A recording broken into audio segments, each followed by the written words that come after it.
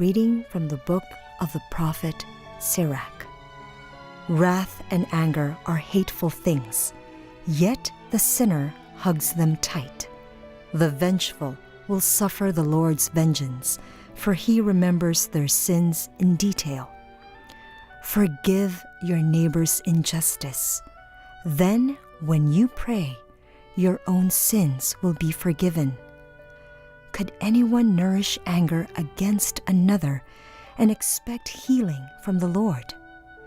Could anyone refuse mercy to another like himself? Can he seek pardon for his own sins? If one who is but flesh cherishes wrath, who will forgive his sins? Remember your last days. Set enmity aside. Remember death and decay, and cease from sin. Think of the commandments. Hate not your neighbor. Remember the Most High's covenant, and overlook faults. The word of the Lord. Our first reading for this Sunday comes from the book of Sirach. And I think all of us can find this reading with a lot of significance or relevance to our lives, and we would also be able to relate to what this portion of the book of Sirach is presenting to us for our reflection. It's all about forgiveness. We all want to be forgiven. When we know we have done something wrong, we have come to realize it, we want to be forgiven by God or by people whom we have hurt. But then what is the connection between our desire to be forgiven and our readiness to forgive others? That is a different matter altogether. We want to be forgiven, but do we want to forgive others? The book of Sirach tells us that there is an intimate connection between forgiving others and receiving pardon from God.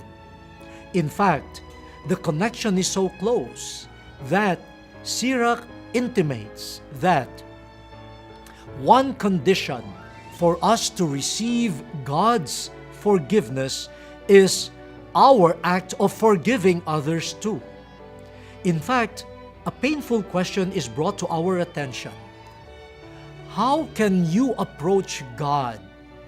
How can you ask God to pardon your sins when you are not able to do the same thing towards your neighbors who have hurt you and who have also approached you for pardon? How could you do that? And it seems that our healing from our own sins can come only if we are willing to forgive others and to be an instrument of healing of their sinfulness as well. Sirach cannot put these contrary events together. Refusal to forgive others, yet expecting God to forgive me. Now, why is Sirach why does he seem to be quite nonchalant or even commonsensical in this? Is it really obvious that we should forgive others so that God could forgive us? Well, Sirach gives this answer. You are a sinner too. And who could understand a sinner? Sirach expects us, sinners, to understand sinners better. We should be able to resonate with sinners who feel guilt, remorse, and who want to be forgiven. Why is it that God, who is sinless, it is God who understands sinners who want to be forgiven? And we who are ourselves sinners cannot understand the plea of our fellow sinners for forgiveness.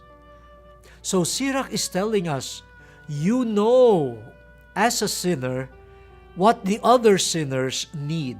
So why will you be stingy towards them when they ask for mercy, when you yourself ask for mercy from God? And so Sirach tells us, remember that life is short. Remember the ends of your day.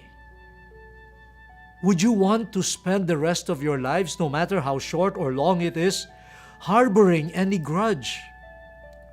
If you want at the end of your life to be forgiven by God, now that your life is short, and every life is short, every day we are coming closer to death. So, as we want God's mercy to come to us as we approach death, then let us also be generous in giving mercy to others as we move towards the end of our lives. Life is short. Think of what is good. Cease to do evil. Cease sinning. And as you expect God to be merciful to you, then be merciful to others too.